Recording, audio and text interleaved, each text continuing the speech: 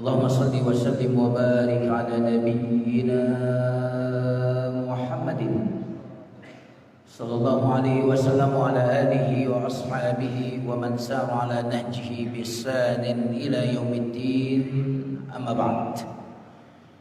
Bapak-bapak, ibu-ibu jamaah salat isya dan tarawih, hafizakumullah. Mudah-mudahan Allah menerima ibadah puasa kita semuanya. Amin. Mudah-mudahan Allah menerima salat tarawih kita. Amin ya rabbal alamin. Salah satu sisi tarbiyah dari Ramadan adalah Ramadan melatih kita untuk mengendalikan diri.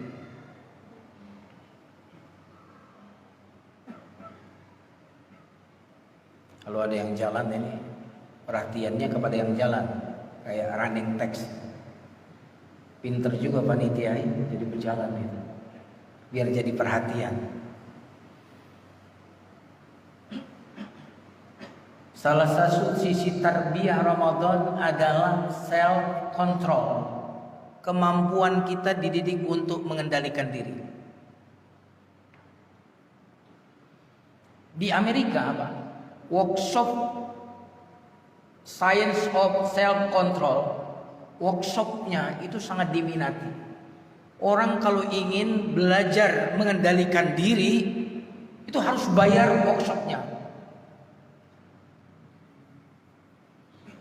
Alhamdulillah kita sebagai kaum muslimin untuk belajar pengendalian diri tidak perlu jauh-jauh ke Amerika.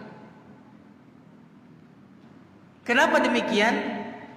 Karena Allah telah mengaruniakan kepada kita satu pelatihan untuk bisa mengontrol diri dan mengendalikan diri. Dan pengendalian diri yang Allah karuniakan kepada kita itu pelatihannya berupa puasa. Subhanallah.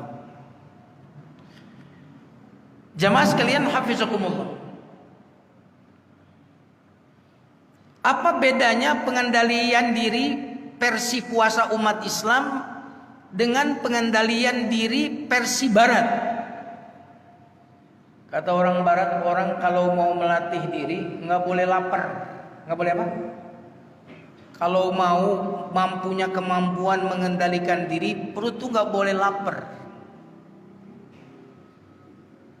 Karena untuk mengendalikan diri orang butuh energi.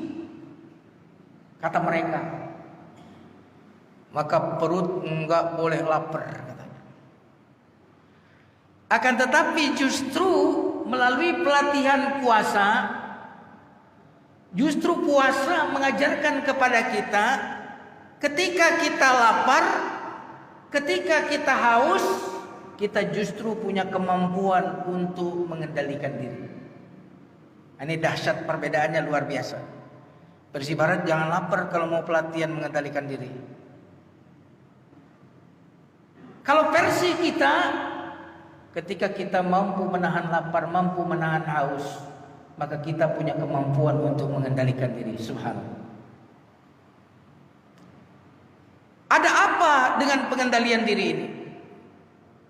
Karena rata-rata mayoritas kita jamaah sekalian, hidup kita itu bukan dikendalikan oleh diri kita, kenyataannya. Betul apa enggak? Ada tiga nih yang mengendalikan hidup kita nih. Hampir semua kita hidupnya dikendalikan oleh tiga hal. Yang pertama oleh kebiasaan. Oleh apa? Oleh apa? Kebiasaan. Tadi siapa yang masuk masjid lewat pintu tengah? Angkat tangan. Lihat pintu tengah, angkat tangan. Pintu tengah yang ini nih, angkat tangan. Enggak ada. Yang masuk masjid lewat pintu tengah tadi, angkat tangan. Biasanya masuknya lewat situ kemarin-kemarin. Betul? Tadi siapa yang masuk lewat sebelah kiri, angkat tangan. Lihat sebelah kiri saya. Coba perhatikan. Rata-rata kita melakukan sesuatu bukan sebuah kesadaran, tapi karena sebuah apa? Kebiasaan. Mas, biasanya kalau tarawih duduknya di mana? Tahun lalu di situ juga kan? Rata-rata di depan kan? Betul nggak? Yang biasanya mojok, emang biasanya mojok. Ini bukan nyindir. Kan mojok nggak dosa ya nggak? Yang bahasanya nyender itu kebiasaan nyender, betul nggak? Sekali lagi bukan nyindir yang nyender. Karena nyender itu enak, betul nggak Pak? Bapak-bapak yang nyender enak nggak? Enak, nyaman nggak? Nyaman. Allah tahu nyandar itu bersandar itu nikmat, bersandar itu nyaman. Makanya karena Allah tahu begitu, Allah bilang apa? Hanya kepadaku lah engkau bersandar.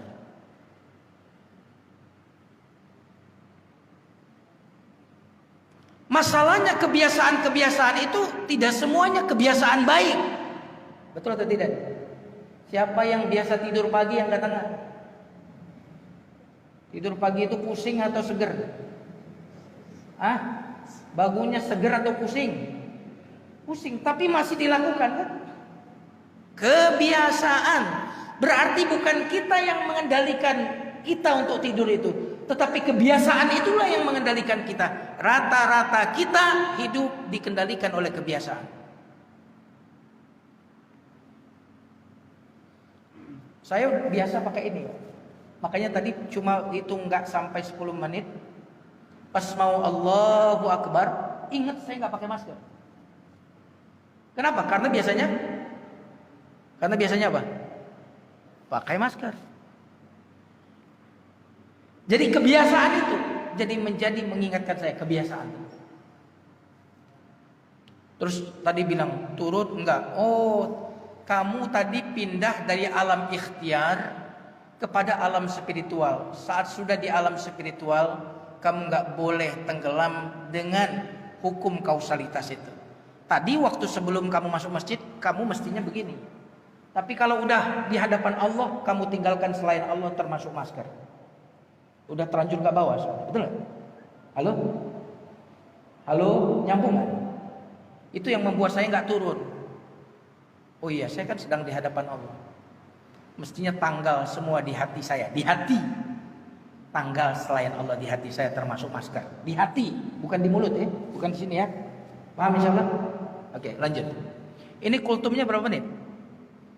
Kuliah 70 menit atau kuliah terserah antum? Yang kedua, saya percepat. Hidup kita dikendalikan oleh adiktif, kecanduan. Betul kan? Siapa di sini yang nggak bawa gadget, angkat tangan. Kira-kira kalau di jalan ketinggalan gadget gimana? Balik lagi nggak? Balik nggak? Balik. Kayaknya hidup tanpa gadget gimana? Mohon maaf, ini saya sedang tidak berbicara tentang hukum rokok, enggak. Saya enggak berbicara hukum. Siapa di sini yang perokok berat? Itu kan adiktif. Dan banyak kecanduan-kecanduan yang lain. Yang sayangnya kecanduan kita itu kecanduan-kecanduan negatif. Bahkan ada orang yang kecanduannya membuat dia jadi Bang Toib, enggak pulang-pulang. Kecanduan mancing.